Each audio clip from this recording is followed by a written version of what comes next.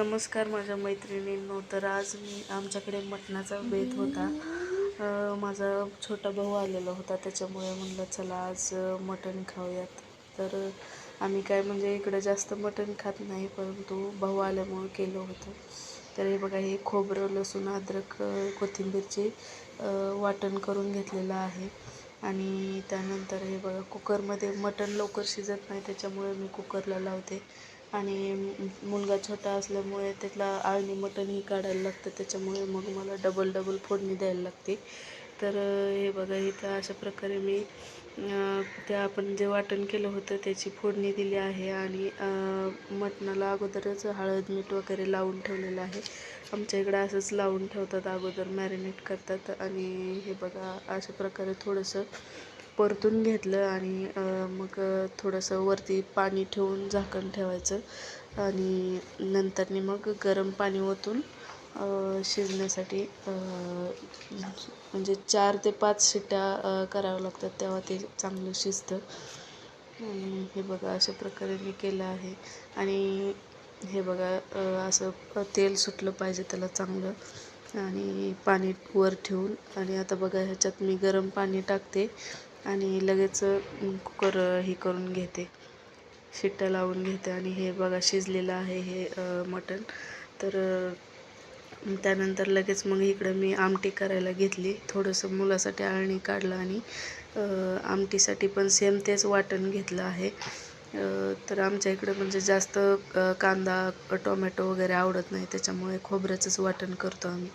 आता हे चांगलं लालसर होईपर्यंत परतून घ्यायचं. आणि हा बघा, आमचा गावाकडचा काळा मसाला आहे, थोडीसं लाल तिखट आणि ती धन्याची पावडर आहे.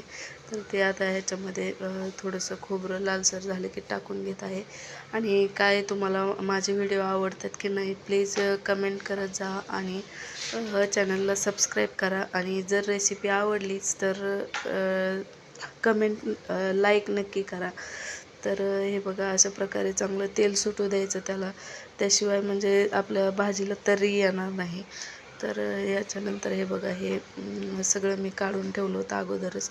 आयत्या वेळेस काढायला गेलं तर मग वाटण आपलं करपायला बघतं, त्याच्यामुळं मी अगोदरच काढून ठेवत असते. तर मटण इकडं काय एवढं चांगलं भेटत नाही, पण तरी आम्ही म्हणजे आता भाऊ आला होता, त्याच्यामुळे म्हणलं चला, खूप दिवस झालं खाऊन, म्हणून आणलं होतं. तरी हे बघा, आता सगळं ते मसाला टाकला आहे, त्यालाही चांगलं त्या तेलामध्येही होऊ द्यायचं. आणि त्यानंतर मग हे बघा, आमटी करायसाठी लगेच फोडणी टाकून दिली. आणि ते आपण जे आळणी पाणी काढलेलं होतं, ते मिठाचं पाणी आता ह्याच्यात टाकून द्यायचं. झाली आपली आमटी तयार. हे बघा, हे आळणी मटणाचं पाणी होतं ते काढलेलं. हे बघा, किती तर्री मस्त आली आहे, बघितलं ना. आमचा काळा मसाला गावाकडचा खूपच छान आहे बरं का, त्याच्यामुळे म्हणजे आमटीला मस्त तर्री येते. तर त्याच्यावरती म्हटलं चला, थोडीशी छानशी कोथिंबीर टाकून घ्यावी, म्हणजे अजून टेस्ट भारी लागते.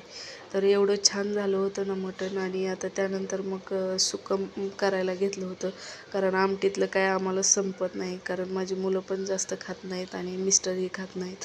मिस्टरांना थोडा कोलेस्ट्रॉलचा प्रॉब्लेम असल्यामुळे मटण खायलाच नाही सांगितले, त्याच्यामुळे थोडंसंच खातात ते पण. त्याच्यामुळे म्हणलं चला, आता फ्राय केल्याशिवाय काय संपणार नाही, म्हणून नंतर मग फ्रायसाठी थोडंसं कांदा कापला.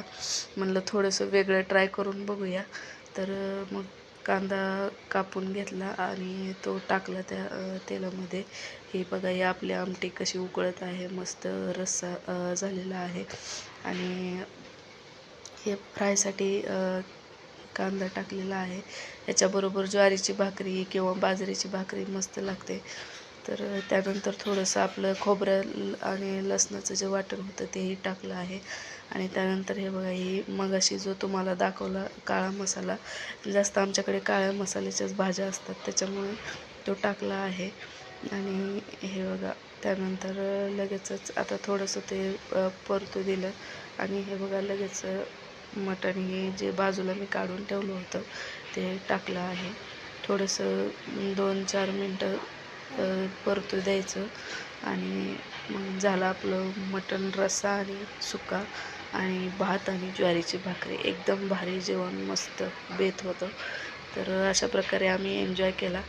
कसा वाटला तुम्हाला व्हिडिओ नक्की कमेंट करून सांगा. आवडला असेल तर लाईक करा आणि सबस्क्राईब करायला विसरू नका.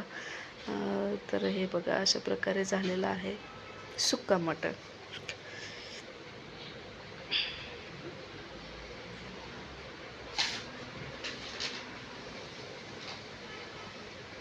त्याला असं तेल सुटू द्यायचं आहे थोडंसं, म्हणजे अजून टेस्टी बनतं थोडंसं. बाय.